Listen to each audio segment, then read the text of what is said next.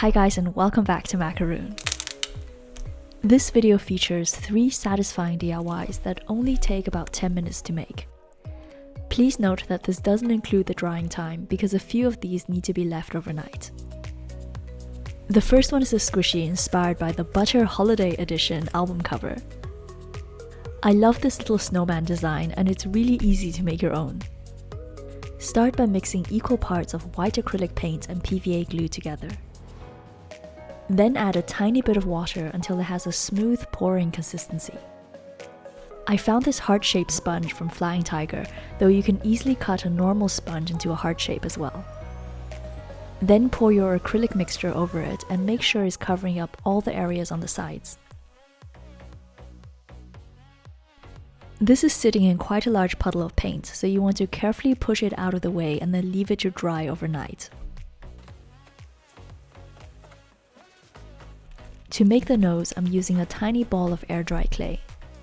I'm holding this using a toothpick, which also makes it easier to paint.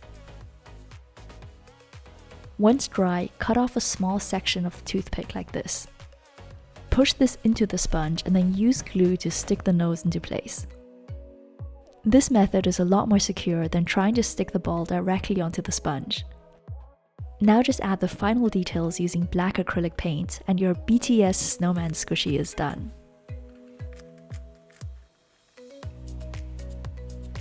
The next DIY is a clay cracking phone case. I know the obvious question is why make a phone case that you can only use once, and the answer is simply why not? I quite like the idea of creating a DIY that's very satisfying to play with, but it can only be enjoyed a single time. This is basically the whole process behind cooking. Every day you spend time making something that's gone in a few minutes, but it's about the process rather than the result. I'm using air-dried paper clay and I made several different colors using acrylic paint. I'm keeping these inside a damp paper towel so the clay inside stays soft. Then I'm sculpting some very simple shapes like stars and hearts. This part reminds me quite a bit of the aesthetic slime that I made many years ago. I've linked that video here just in case you want to see how to make the shapes in more detail. Now I'm arranging the pieces on my phone cover and then sticking them into place with glue.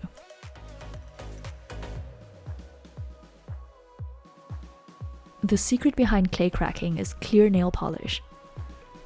I'm using a quick-dry top coat and glazing each piece of clay with several layers. I realized through trial and error that adding too much nail polish isn't ideal because it won't crack open as easily and make that satisfying noise. 2 or 3 coats is perfect, and you want to make sure it covers as much of the clay as possible. Now leave the phone case to dry for 24 hours. Clay cracking is also time sensitive, so the best time to crack these is when the nail polish is dry but the clay is still slightly soft underneath. I think this falls under the category of fidget toy because it's a lot like a poppet except you can only press it once.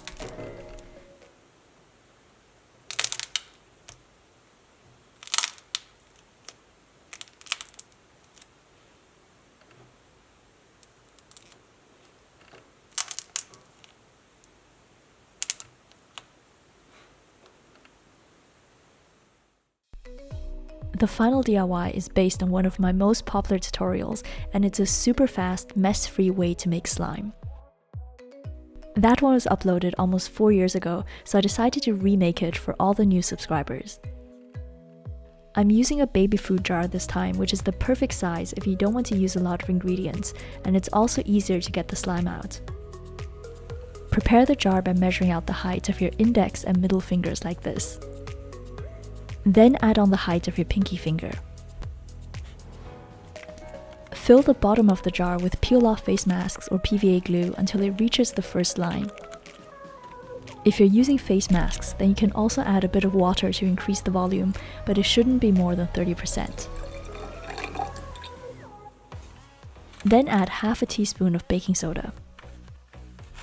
Now that I have a toddler, I tend to overactivate my slimes to avoid making a mess, and you can do this by increasing the amount of baking soda. The final slime will be less stretchy, but it won't stick to clothes or furniture. And lastly, just add contact lens solution until it reaches the second line, and you can also throw in some glitter or pigments. Then replace the lid and shake the jar vigorously. You can tell when the slime is ready because it starts making a different noise inside the jar, and it sounds like there's a solid lump inside. When you first pour it out, it might be a bit foamy or watery because of the baking soda, but you just have to knead the slime very well to get rid of it. The more you play with this, the more liquid gets absorbed and the texture is going to become smoother.